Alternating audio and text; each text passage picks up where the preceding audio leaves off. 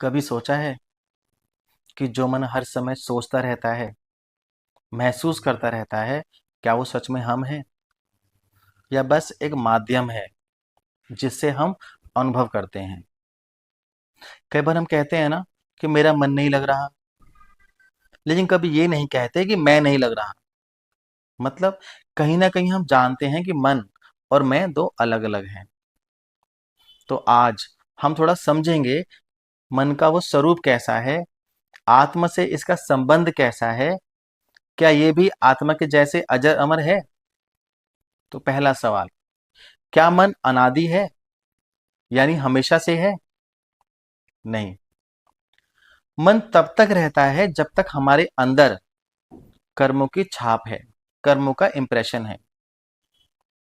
जब तक हम किसी चीज को चाहते हैं या नफरत करते हैं, मन जीवित रहता है। मन उसी आग में जलता रहता है, चाह में, त्रेष में, ईर्ष्या में, डर में। ये सब मन के जलाने वाले ईंधन ही तो हैं। और जब ये सब मिट जाते हैं, तब अंदर कुछ अंकित नहीं बचता। तब मन भी मिट जाता है, शांत हो जाता है।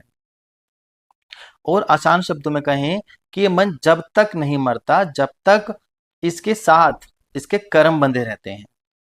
ये आत्मा के साथ बंधा हुआ जन्म लेता रहता है और आत्मा इसके बोझ को ढोती रहती है। परंतु जब मन कर्मों से मुक्त हो जाता है, तो ये आत्मा से भी अलग हो जाता है और आत्मा आनंद को आनंद का अनुभव करने लगती है। ये काम कर्म कैसे एक जन्म से दूसरे जन्म में जाते हैं, कर्मों की छाप क्या है, ये सब आप मेरी इस वीडियो में देख सकते हैं। उससे और बात क्लियर हो जाएगी। अब यहाँ एक प्रश्न आता है, अगर मन मिट जाए तो फिर दुख सुख का अनुभव कौन करता है?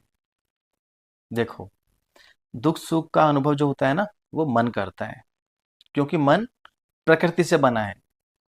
हमारी इंद्रियों से जो भी अनुभव आता है वो कहाँ पहुंचता है? मन तक। ठंडा गर्म, मीठा कड़वा, अच्छा बुरा, ये सब इंद्रियों के अनुभव हैं जिन्हें मन जोड़ता रहता है। पर आत्मा, आत्मा इन सबसे परे है। वो केवल देखती है, गवाह की तरह कर्मों के फल देखती है, पर उनसे जुड़ती कभी नहीं। हाँ, कर्मों के बोझ तले दबे मन को ढोती जरूर रहती है। और जब मन शांत हो जाता है तो ये मुक्त हो जाती है। अच्छा, जब आत्मा मुक्त हो गई तो मुक्ति में मन कहाँ जाता है? एक सवाल है। जब आत्मा मुक्त होती है तब मन का काम खत्म हो जाता है।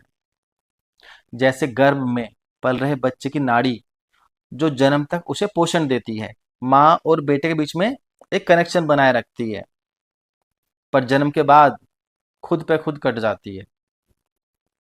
वैसे ही जब आत्मा परमात्मा से जुड़ जाती है तो मन और प्रकृति से उसका संबंध खुद ही टूट जाता है। अब वहां ना कोई इच्छा रहती है, ना कोई डर, ना कोई सुख, ना कोई दुख। रहता क्या है?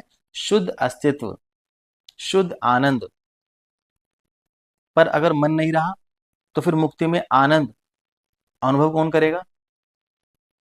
आनंद को कोई अनुभव नहीं करता, क्योंकि आनंद स्वयं आत्मा का स्वभाव है। जैसे गुलाब अपनी खुशबू कैसी है, उसे कोई फर्क नहीं पड़ता, क्योंकि वो उसका स्वभाव है। उसकी खुशबू से हमें फर्क पड़ता है। जैसे आग को जलाने के लिए किसी और चीज की जरूरत नहीं, वो खुद में ही जलन है, खुद में ही रोशनी है। वैसे ही आत्मा जब मन और प्रकृति के बंधन से मुक्त होती है तो उसका स्वभाव ही आनंद बन जाता है। वहां आनंद भोगा नहीं जाता, वो बस है। और यही अवस्था है मुक्ति। अब इतनी बात हो गई, ये सब ठीक है, पर इसका हमारे जीवन से क्या मतलब है? इसको जीवन से कैसे जोड़ कर देखें? हम तो अभी मन कर्म और दुख सुख में ही फंसे हैं। मतलब बहुत सीधा है। जब तक कर्म है, मन है। जब तक मन है, दुख सुख है। डर, चिंता, अस्थिरता सब वहीं से आते हैं। मुक्ति कहीं और नहीं, वो वहीं से शुरू होती है जहां तुम भीतर से शांत होते जाते हो। जब तुम्हारे कर्म शुद्ध होते हैं, जहां तुम्हारा मन स्थिर होता है, मन मिटेगा तो दुख मिटेगा। कर्म शुद्ध होंगे तो आत्मा मुस्कुराएगी, और जब आत्मा मुस्कुराती है तो वही असली मुक्ति है।